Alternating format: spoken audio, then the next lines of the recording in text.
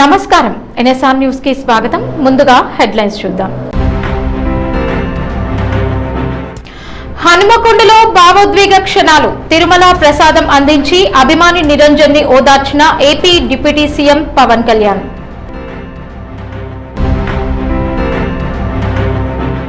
20 లక్షల ఇళ్ల హామీ ఏమైంది? 2.5 ఏళ్లలో 10 లక్షల ఇల్లు అయినా కట్టారా? కాంగ్రెస్ ని ప్రశ్నించిన కేటీఆర్.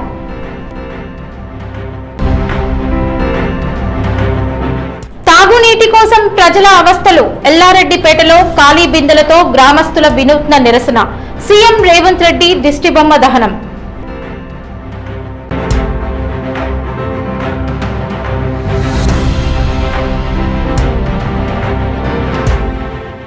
హనుమకొండలో తన వీరాభిమాని నిరంజన్ ని పరామర్శించిన ఆంధ్రప్రదేశ్ ఉప ముఖ్యమంత్రి జనసేన పార్టీ అధ్యక్షుడు పవన్ కళ్యాణ్ హృదయాన్ని హత్తుకునేలా వ్యవహరించారు. తీవ్ర అనారోగ్యంతో బాధపడుతున్న నిరంజన్ ని కలిసిన పవన్ కళ్యాణ్ అతని ఆరోగ్య పరిస్థితిని అడిగి తెలుసుకున్నారు. ఈ సందర్భంగా తిరుమల శ్రీ వెంకటేశ్వర స్వామి వారి పవిత్ర లడ్డూ ప్రసాదాన్ని స్వయంగా నిరంజన్ కి అందజేశారు.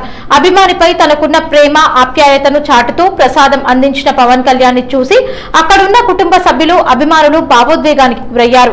నిరంజన్ త్వరగా కోలుకోవాలని ఆకాంక్షించిన పవన్ కళ్యాణ్ కుటుంబ సభ్యులకు ధైర్యం చెప్పారు. అవసరమైన సహాయం అందిస్తానని భరోసా ఇచ్చారు. అభిమానిని ప్రత్యేకంగా పరామర్శించేందుకు హన్మకొండకు వచ్చిన పవన్ కళ్యాణ్ మానవత్వాన్ని స్థానికులు అభిమానులు ప్రశంసిస్తున్నారు. పవన్ కళ్యాణ్ రాకతో హనుమాన్ నగర్ 4C కాలనీలో భారీ సంఖ్యలో అభిమానులు తరలివచ్చారు. పవన్ కళ్యాణ్ జిందాబాద్ జనసేన జై నినాదాలతో ప్రాంతం మారుమోగింది. అభిమానిపై ఆయన చూపిన అభిమానం ఆప్యాయత ప్రస్తుతం చర్చనీయాంశంగా మారింది. చాలా అంటే చాలా ఇబ్బంది పడుతున్నారు. సో పవన్ కళ్యాణ్ సార్, ఈ అబ్బాయి అన్నం తినే ముందు పవన్ కళ్యాణ్ గారు చూడాలి, నీళ్లు తాగే ముందు పవన్ కళ్యాణ్ చూడాలి. మది నిండా పవనిజం తోటి ముందుకు పోతున్న మన పొనుగోటి నిరంజన్ యొక్క నిస్సహాయక స్థితిని, ఆ అబ్బాయి యొక్క ఆత్మ అనేది పూర్తి స్థాయిగా శాంతి ఇచ్చిందని చెప్పి అనుకుంటున్నాను. ఎందుకంటే కోట్లాది మందిలో ఒక్కరికి మాత్రం ఇలాంటి జబ్బు వస్తుంది. బట్ అన్ఫార్చునేట్లీ సో ఏది ఏమైనప్పటికీ కూడా 1.5 months గా నేను చేసినటువంటి ప్రయత్నంలో సాక్షాత్తు the god demigod Pawan Kalyan గారిని కల్పించడం, నేను ఇక్కడికి రావడం, నా ఆధ్వర్యంలో పవన్ కళ్యాణ్ గారు ఇక్కడికి రావడం ఎంతో సంతోషాన్ని వ్యక్తపరుస్తూ భవిష్యత్తులో మీలాంటి వాళ్ళు ఇలాంటి నిస్సహాయక స్థితిలో ఉన్న వారికి మీరు కళ్ళ చూసినప్పుడు ఇలాంటి పిల్లలు నిండు నూరేళ్లు సుఖ సంతోషాలతో ఆరోగ్యంగా బతికే ఛాన్స్ ఉంటుంది. సో ఇంత మంచి అవకాశం ఇచ్చిన పవన్ కళ్యాణ్ గారికి ఒక ఫోటో మీరు. ఖమ్మం జిల్లా పాలేరు నియోజకవర్గంలో నిర్వహించిన బీఆర్ఎస్ పార్టీ సమావేశంలో ఆ party working president KTR Congress ప్రభుత్వం మంత్రి పొంగులేటి శ్రీనివాస్ రెడ్డిపై తీవ్ర విమర్శలు గుప్పించారు. ఈ సందర్భంగా కేటీఆర్ మాట్లాడుతూ 20 లక్షల ఇళ్లు నిర్మించి ఆ తర్వాతే ప్రజల వద్దకు ఓట్లు అడగడానికి వస్తామని మంత్రి పొంగులేటి శ్రీనివాస్ రెడ్డి ప్రకటించారు. కానీ కాంగ్రెస్ ప్రభుత్వం ఏర్పడి 2.5 ఏళ్లు పూర్తవుతున్నా 10 లక్షల ఇళ్లు అయినా నిర్మించారా అంటూ ప్రశ్నించారు. ప్రజలకు ఇచ్చిన హామీల అమలులో ప్రభుత్వం పూర్తిగా విఫలమైందని ఆరోపించిన కేటీఆర్ ఇళ్ల నిర్మాణం విషయంలో కాంగ్రెస్ నాయకులు చెప్పిన మాటలకు చేతలకు పొంతన లేదన్నారు. ఎన్నికల సమయంలో ఇచ్చిన హామీలను మరచిపోయి ప్రజలను మోసం చేస్తున్నారని విమర్శించారు. మంత్రి పొంగులేటి తన సహచర మంత్రులు ఎమ్మెల్యేల పట్ల అహంకార ధోరణితో వ్యవహరిస్తున్నారని కేటీఆర్ ఆరోపించారు. అధికారులకు సెన్స్ ఉందా అని ప్రశ్నించే పొంగులేటి ప్రజాధనాన్ని ఇష్టానుసారంగా ఖర్చు చేయడానికి మీకు సెన్స్ ఉందా అంటూ తీవ్ర స్థాయిలో విమర్శించారు. కాంగ్రెస్ ప్రభుత్వ పాలనలో అవినీతి అసమర్థత పెరిగిపోయాయని, ప్రజలకు ఇచ్చిన హామీలను అమలు చేయడంలో ప్రభుత్వం విఫలమైందని కేటీఆర్ పేర్కొన్నారు. రానున్న రోజుల్లో ప్రజలు కాంగ్రెస్ కి తగిన గుణపాఠం చెప్తారని అన్నారు. ఒక గజ దొంగలాగా దోచుకోవడానికి సిగ్గుందా అని అడుగుతా ఉన్నా.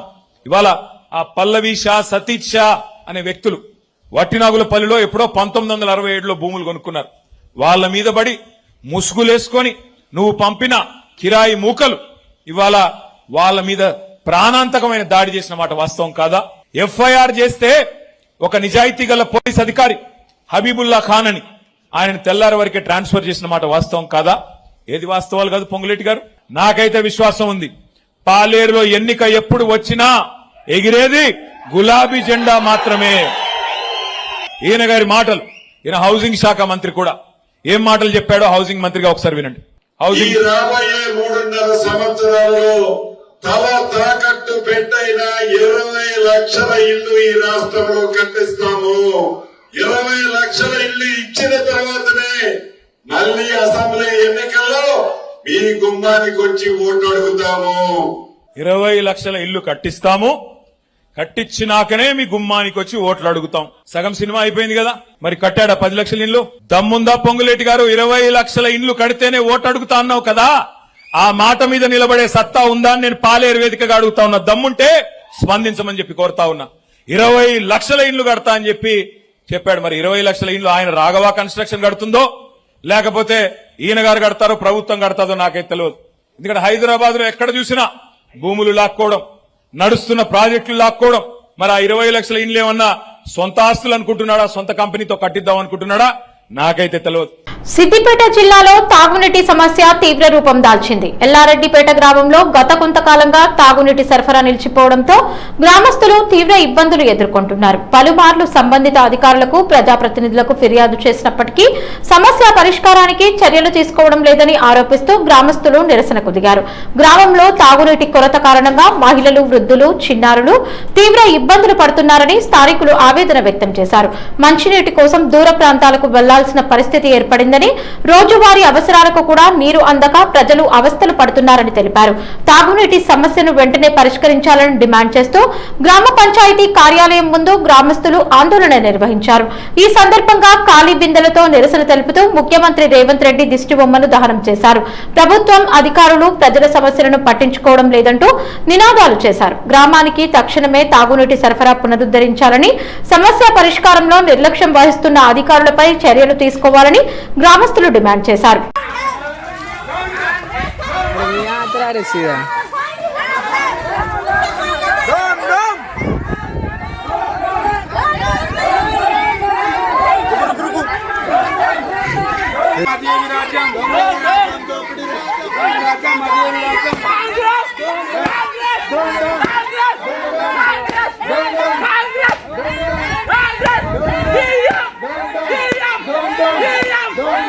రంగారెడ్డి జిల్లా ఆరుట్లలో జరిగిన తెలంగాణ పబ్లిక్ స్కూల్ ప్రారంభోత్సవ కార్యక్రమంలో ముఖ్యమంత్రి రేవంత్ రెడ్డి చేసిన వ్యాఖ్యలపై మాజీ మంత్రి సిద్దిపేట ఎమ్మెల్యే హరీష్ రావు తీవ్రంగా స్పందించారు. ఈ సందర్భంగా హరీష్ రావు మాట్లాడుతూ విద్యార్థుల భవిష్యత్కి సంబంధించిన కార్యక్రమంలో రాజకీయ వ్యాఖ్యలు చేయడం సరికాదన్నారు. ఆరుట్ల స్కూల్ ప్రారంభోత్సవ కార్యక్రమంలో చిన్నపిల్లల ముందే రాజకీయాలు మాట్లాడుతున్నారు. హరీష్ రావు తాటి చెట్టు లెక్క పెరిగాడని పిల్లల ముందు చెప్పడం అవసరమా అని ప్రశ్నించారు. రైతు బంధు, రైతు బీమా, ఫీజు రియంబర్స్మెంట్ వంటి ప్రజా సమస్యల గురించి మాట్లాడితే సమాధానం చెప్పకుండా నా ఎత్తు గురించి మాట్లాడుతున్నారు, నా ఎత్తు గురించి ఆ పిల్లలకు చెప్పాల్సిన అవసరం ఏముంది అంటూ సీఎం రేవంత్ రెడ్డిని నిలదీశారు. ప్రజలకు ఇచ్చిన హామీలు, సంక్షేమ పథకాల అమలుపై ప్రశ్నలు అడిగితే వాటికి సమాధానం చెప్పకుండా వ్యక్తిగత విమర్శలకు దిగుతున్నారని హరీష్ రావు ఆరోపించారు. రైతులు, విద్యార్థులు, పేదల సమస్యలపై ప్రభుత్వం స్పందించాలని డిమాండ్ చేశారు. నువ్వు నన్ను ఎన్ని మాటలన్నా నేను ప్రజల తరపున ప్రశ్నిస్తూనే ఉంటాను. రైతు బంధు, రైతు బీమా, ఫీజు రియంబర్స్మెంట్ వంటి అంశాలపై ప్రభుత్వాన్ని నిలదీస్తూనే ఉంటానని హరీష్ రావు స్పష్టం చేశారు. ఇప్పుడు రేవంత్ రెడ్డి నేను తాటి సెట్ లెక్క పెరిగినా ఎట్లా పెరిగినా అనేది అవసరం లేదు. ఇప్పుడు కావాల్సిందేంది? 45 రోజుల్లో వేస్తానన్న రైతు బంధు ఎప్పుడు ఇస్తావు గది అడుగుతున్నా, దానికి సమాధానం చెప్పు నా రైతుల పక్షాన. రైతు బీమా ఆగిపోయింది, గా రైతు బీమా చేస్తావా చెయ్యవా గాముచ్చట కావాలి గాని నేను తాటి చెట్లకి పెరుగుతాయి. నీకు రైతులకేం అవసరం, నాకేం అవసరం, నీకేం అవసరం? అరే పంటలకు పోయిన యాసంగి బోనస్ ఎగ్గొట్టినావు, ఈ యాసంగి బోనస్ ఎగ్గొట్టినావు, గది ఇస్తావా ఇయ్యవా చెప్పు తప్ప నా ఎత్తుతో నీకేం పని? అరే పిల్లగాళ్ళకు ఇలా ఫీజు రియంబర్స్మెంట్ ఇస్తలేవు. 30 లక్షల మంది ఎస్సీ, ఎస్టీ, బీసీ పిల్లల చదువులాగమైనవి, గది ఇస్తావా ఇయ్యవా నేను నిన్ను అడుగుతూనే ఉంటా. మా నిరుద్యోగ యువకులకు మొదటి ఏడాది 2 లక్షల ఉద్యోగాలు ఇస్తా అన్నావు, గది ఇచ్చేదాకా నిన్ను గల్లబట్టి అడుగుతూనే ఉంటా, నేను ఇడిచిపెట్ట. గీముచ్చట మాట్లాడు, రైతు బంధు గురించి మాట్లాడవు, రైతు బీమా గురించి మాట్లాడవు, 24 గంటల కరెంటు గురించి మాట్లాడవు, ఫీజు రియంబర్స్మెంట్ గురించి మాట్లాడవు, పిల్లల ఉద్యోగాల గురించి మాట్లాడవు. మా గౌడన్నలు 700 మంది చచ్చిపోతే వాళ్ళకు వచ్చే ఎక్స్గ్రేషియా ఇయ్యాలటికి రాలేదు. గౌడన్నల గురించి మాట్లాడవు, బీసీల గురించి మాట్లాడవు, ఎస్సీల గురించి మాట్లాడవు, ఎస్టీల గురించి మాట్లాడవు. నా ఎత్తు గురించి నీకేం అవసరం? దేవుడిచ్చిండు నేను గిట్లా పుట్టినా, దీన్ని పట్టుకొని మాట్లాడి తప్పించుకుంటా అనుకుంటున్నావా? నువ్వు నన్ను ఎంత తిట్టినా, నన్ను ఎంత గిల్లినా నేను నీ స్కాములు బయట పెడుతూనే ఉంటా, నీ హామీలు అమలయ్యేదాకా నిన్ను ప్రశ్నిస్తూనే ఉంటా. హన్మకొండలో బుధవారం సందడి వాతావరణం నెలకొంది. ఆంధ్రప్రదేశ్ ఉప ముఖ్యమంత్రి జనసేన పార్టీ అధ్యక్షుడు పవన్ కళ్యాణ్ హన్మకొండకు చేరుకున్నారు. తీవ్ర అనారోగ్యంతో బాధపడుతున్న తన వీరాభిమాని నిరంజన్ ని పరామర్శించేందుకు ఆయన ప్రత్యేకంగా పర్యటించారు. హనుమాన్ నగర్ 4C కాలనీలో నిరంజన్ నివాసానికి వెళ్లి అతని ఆరోగ్య పరిస్థితిని తెలుసుకున్నారు. అరుదైన జన్యుపరమైన కండరాల వ్యాధితో బాధపడుతున్న నిరంజన్ చిన్ననాటి నుంచి పవన్ కళ్యాణ్ కి వీరాభిమాని. తన అభిమాన హీరోను ఒక్కసారైనా కలవాలని కోరుకున్న నిరంజన్ అభిలాష సోషల్ మీడియా ద్వారా పవన్ కళ్యాణ్ దృష్టికి చేరడంతో వెంటనే స్పందించిన ఆయన స్వయంగా హన్మకొండకు వచ్చి అభిమానిని పరామర్శించేందుకు నిర్ణయించుకున్నారు. పవన్ కళ్యాణ్ రాకతో హనుమాన్ నగర్ పరిసర ప్రాంతాలు అభిమానులతో కిక్కిరిసిపోయాయి. పెద్ద ఎత్తున జనసేన కార్యకర్తలు, అభిమానులు, స్థానిక ప్రజలు అక్కడికి తరలివచ్చారు. తమ అభిమాన నాయకుడిని చూసేందుకు గంటల ముందుగానే ప్రజలు రహదారుల వెంట వేచి ఉండగా పవన్ కి ఘన స్వాగతం పలికేందుకు ఏర్పాట్లు చేశారు. భారీగా అభిమానులు తరలి రావడంతో ఎలాంటి అవాంఛనీయ ఘటనలు చోటు చేసుకోకుండా పోలీసులు కట్టుదిట్టమైన భద్రతా ఏర్పాట్లు చేశారు. రంగారెడ్డి జిల్లా మంచాల మండలం ఆరుట్ల గ్రామంలో నిర్వహించిన తెలంగాణ పబ్లిక్ స్కూల్ ప్రారంభోత్సవ కార్యక్రమంలో ఉద్రిక్తత చోటు చేసుకుంది. ముఖ్యమంత్రి రేవంత్ రెడ్డి పాల్గొన్న ఈ కార్యక్రమానికి ఆహ్వానం అందినప్పటికీ తమను సభా ప్రాంగణంలోకి అనుమతించలేదని ఆరోపిస్తూ పలు ఉపాధ్యాయ సంఘాల నాయకులు ఆందోళనకు దిగారు. ఈ కార్యక్రమానికి అధికారికంగా ఆహ్వానించిన తర్వాత కూడా గేటు వద్ద ఆడుకోవడం తమను అవమానించినట్లేనని ఉపాధ్యాయ సంఘాల నేతలు ఆవేదన వ్యక్తం చేశారు.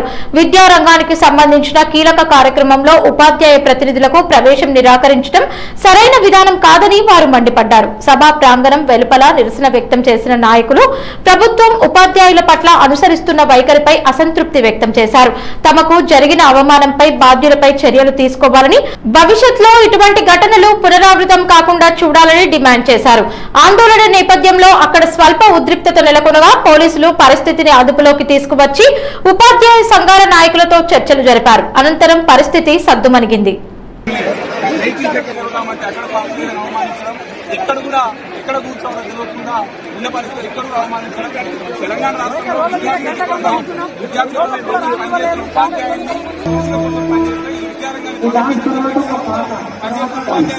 అడుగడుగున అవమానించడం, తెలంగాణ పబ్లిక్ స్కూల్ ప్రారంభించిన సందర్భంగా ఇది ఘోరమైన అవమానంగా ఉపాధ్యాయులు అవమానించడమే. వరంగల్ జిల్లా నర్సంపేట నియోజకవర్గంలోని కానాపురం మండల కేంద్రంలో పర్యావరణ పరిరక్షణకు ప్రాధాన్యత ఇస్తూ జమ్మి మొక్క ప్రతిష్టాపన కార్యక్రమం ఘనంగా నిర్వహించారు. కానాపురం మేజర్ గ్రామ పంచాయతీ సర్పంచ్ దాసరి రమేష్ ఆధ్వర్యంలో గ్రామ పంచాయతీ పరిధిలోని రైతు వేదిక వద్ద గ్రామస్తులతో కలిసి జమ్మి మొక్కను నాటారు. దసరా పండుగ సందర్భంగా షమీ వృక్షం ప్రాముఖ్యతను గుర్తు చేస్తూ నిర్వహించిన ఈ కార్యక్రమంలో గ్రామస్తులు ఉత్సాహంగా పాల్గొన్నారు. జమ్మి చెట్టు మన సంస్కృతి సాంప్రదాయాలకు ప్రతీకగా నిలుస్తుంది, పౌరాణికంగా కూడా దీనికి ప్రత్యేక స్థానం ఉందని సర్పంచ్ దాసరి రమేష్ పేర్కొన్నారు. ఈ సందర్భంగా ఆయన మాట్లాడుతూ శ్రీరాముడు అజ్ఞాతవాసానికి వెళ్లే ముందు పాండవులు తమ ఆయుధాలను జమ్మి చెట్టు కింద దాచినట్లు పురాణాల్లో ప్రస్తావన ఉంది. అలాంటి పవిత్రమైన జమ్మి చెట్టును నాటి పర్యావరణ పరిరక్షణకు ప్రతి ఒక్కరూ కృషి చేయాలి. ప్రతి ఇంటి ముందు ఒక మొక్క నాటడం ద్వారా పచ్చని కానాపురం లక్ష్యాన్ని సాధించవచ్చని అన్నారు. హరితహారం కార్యక్రమం విజయవంతం కావాలంటే ప్రజల భాగస్వామ్యం ఎంతో అవసరమని, భవిష్యత్ తరాలకు స్వచ్ఛమైన వాతావరణాన్ని అందించేందుకు మొక్కల పెంపకాన్ని అలవాటు చేసుకోవాలని ఆయన పిలుపునిచ్చారు. ఈ కార్యక్రమంలో మాజీ ఎంపీపీ వేములపల్లి ప్రకాష్ రావు, ఉప సర్పంచ్ ఉప్పు రాజు, వార్డు సభ్యులు వేములపల్లి వెంకట ప్రసాద్ రావు, గుండ్లపల్లి విజయ్, చలిగంటి మల్లికార్జున్, గ్రామ పెద్దలు, యువజన సంఘ సభ్యులు, మహిళలు, గ్రామస్తులు పెద్ద సంఖ్యలో పాల్గొన్నారు. కామారెడ్డి జిల్లా గాంధారి మండలం నేరేల్ తాండా సొసైటీ వద్ద రైతుల ఇబ్బందులు మరోసారి వెలుగు చూశాయి.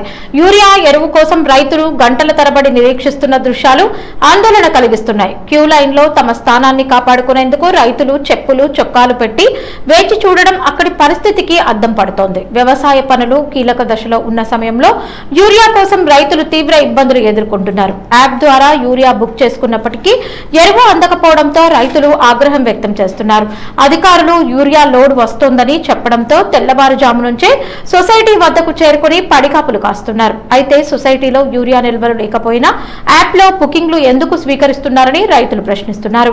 ఎరువు అందుబాటులో లేకపోతే ముందుగానే సమాచారం ఇవ్వాలని, రైతులను అనవసరంగా ఇబ్బందులకు గురి చేయవద్దని కోరుతున్నారు. యూరియా కొరత కారణంగా పంటలకు అవసరమైన సమయంలో ఎరువులు వేయలేక వ్యవసాయ పనులు దెబ్బతింటున్నాయని రైతులు ఆవేదన వ్యక్తం చేస్తున్నారు. ప్రభుత్వం, వ్యవసాయ శాఖ అధికారులు వెంటనే స్పందించి యూరియా సరఫరాను పెంచాలని డిమాండ్ చేస్తున్నారు.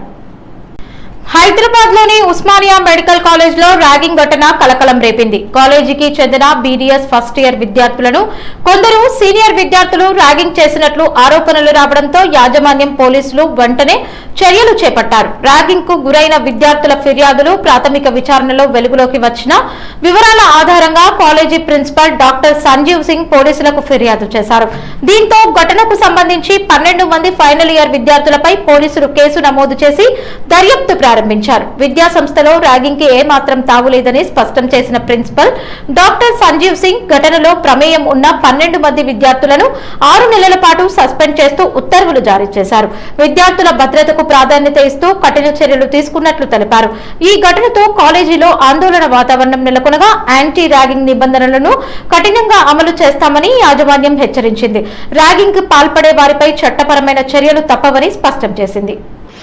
నిన్న సాయంత్రం 7 గంటలకి డెంటల్ కాలేజీ ప్రిన్సిపాల్ గారు ఫిర్యాదు ఇవ్వడం జరిగింది. ఇట్లా 12 మెంబర్స్ మీద వాళ్ళు జూనియర్స్ పిల్లల్ని ర్యాగింగ్ చేస్తామని చెప్పేసి, సో దాని మీద మేము కేసు రిజిస్టర్ చేసి ఇన్వెస్టిగేషన్ స్టార్ట్ చేయడం జరిగింది. అట్లేం లేదు, వాళ్ళ సీనియర్ పిల్లలు అతను కూడా సచిన్ కాదు, బీటీఎస్ ఉన్న పిల్లలు ఎవరైతే సీనియర్ ఉన్నారో అతను వీళ్ళని సపోర్ట్ చేయడానికి పోయింది జూనియర్స్ కి. సో అక్కడ వాళ్ళకి గొడవ జరిగిందని చెప్పేసి కంప్లైంట్ ఇచ్చారు. దాన్ని ఇన్వెస్టిగేషన్ చేయడం అంటే వాళ్ళు అందులో అయితే ఒక 6 మంత్స్ నుంచి అని చెప్పి చెప్పారు మనకి. బట్ ఇన్వెస్టిగేషన్ లో పూర్తి వివరాలు తెలుస్తుంది. ఇంటిమిడేషన్ ప్లస్ అతన్ని కొట్టేందుకు 323 సెక్షన్ తీసుకుంటాం. వందన తీసుకొని విచారణ చేసి వాళ్ళని అరెస్ట్ చేస్తాం.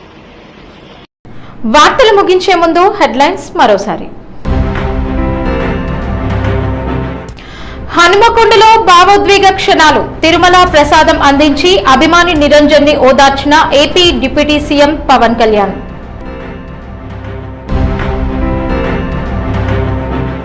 ఇరవై లక్షల ఇళ్ల హామీ ఏమైంది? 2.5 ఏళ్లలో 10 లక్షల ఇల్లు అయినా కట్టారా? కాంగ్రెస్ ని ప్రశ్నించిన కేటీఆర్.